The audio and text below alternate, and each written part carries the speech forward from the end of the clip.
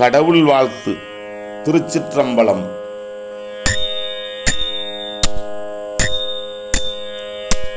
மாதர்பிறை கன்னியானை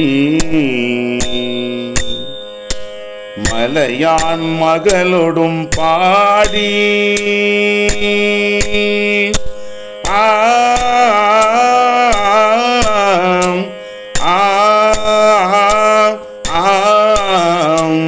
மாதர்பிறை கன்னியானை மலையான் மகளொடும் பாடி போதொடு நீர் சுமந்தேற்றும் புகுவாரவர் பின் புகுவேன் யாதும் சுவடுபடாமல்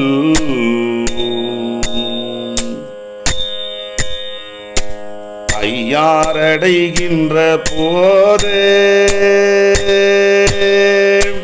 காதல் மடப்பிடியோடும்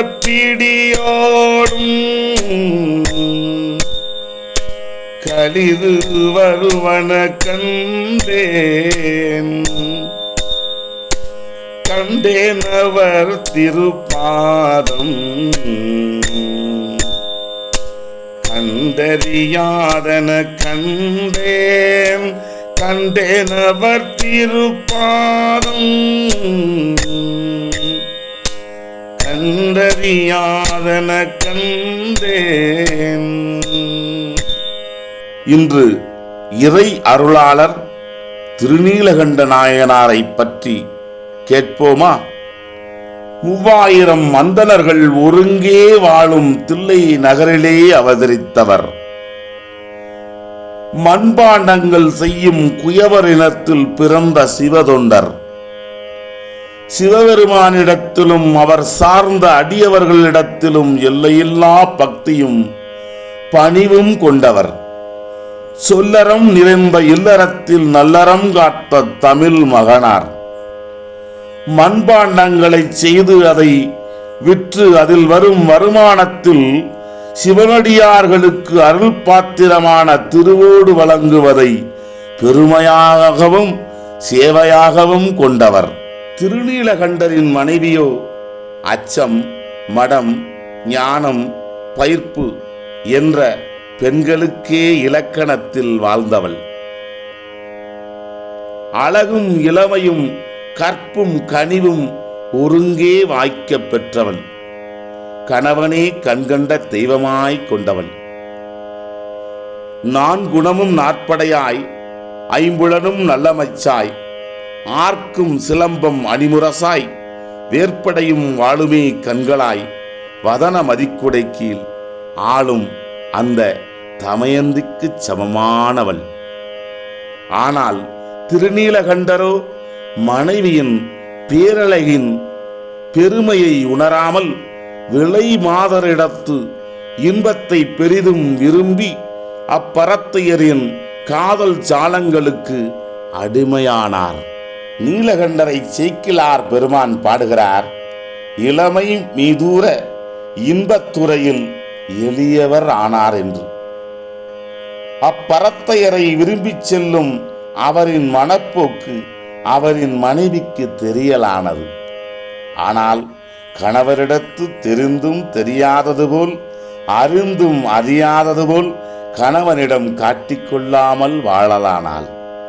ஒரு நாள் திருநீலகண்டர் பரத்தையர் வீட்டில் பள்ளி கொண்டு அதே கோலத்துடன் வீட்டுக்கு வரலானார். அதே தருணத்தில் தன் மனைவியை சிற்றின்பத்துக்கு அழைக்கலானார். எவ்வளவோ பலவந்தப்படுத்தி பார்க்கிறார். மசையவில்லை அவள். அந்த கற்புக்கரசியோ தடுக்க முடியாது என்று உணர்ந்து அவரை அறியாமலே திருநீலகண்டத்தின் மீது ஆணை, எமையினி தீண்டாதீர்கள் என்றவுடன் மனைவியை தீண்டும் ஆசைக்கு முற்றுப்புள்ளி வைத்தார். உடலாலும் உள்ளத்தாலும் இனி உன்னை தீண்டமாட்டேன் என்று மனைவியிடத்தில் சத்தியமும் செய்து கொடுத்தார். ஏன் திருநீலகண்டத்தின் மீது சத்தியம் என்று மனைவி சொன்னதும் கட்டுக்குள் அடங்கினார் தெரியுமா? தேவர்களுக்காக சிவபெருமான் நஞ்சுண்டதை எண்ணி எண்ணி துன்புறுவாராம் தினமும். அதனால் திருநீலகண்டம் திருநீலகண்டம் என்று இறைவன்பால் பக்தி கொண்டமையால் கணவன் மனைவியிடத்து உடல் இன்பம் இல்லாவிடிலும் செய்த சிவதொண்டினை அனுதினமும் செம்மையாக செய்து வந்தனர் இருவரும். நாட்கள் நகருகிறது, இருவர் தேகத்திலும் முதுமை பிறக்கிறது, இருவரும் வயோதிகர்கள் ஆனார்கள். இத்தனை ஆண்டு காலம் சிற்றின்பத்திற்கு முற்றுப்புள்ளி வைத்தவர்கள் சிவதொண்டின் காரணமாக பேரின்ப நிலைக்கு செல்லும் காலம் பிறந்து விட்டது. ஒரு நாள் அடியவர் வேடத்தில் சிவபெருமான் திருவோடு ஏந்தி நீலகண்டரின் இல்லம் நோக்கி வருகிறார். மனம் மகிழ்ந்து அவ்வடியவரை வரவேற்று தங்களுக்கு யாது வேண்டும் என்று பணிந்தார் திருநீலகண்டர். அடியவரோ, என்னிடம் ஒரு திருவோடு உள்ளது, அதை வைத்திருப்பவருக்கு பெருமை தரக்கூடியது, பொன்பொருளை விட உயர்வானது, இதை வைத்திருந்து நான் எப்பொழுது கேட்கின்றேனோ அப்பொழுது தர வேண்டும் என்று கூறி விடைபெற்றார். நாட்கள் நகருகிறது.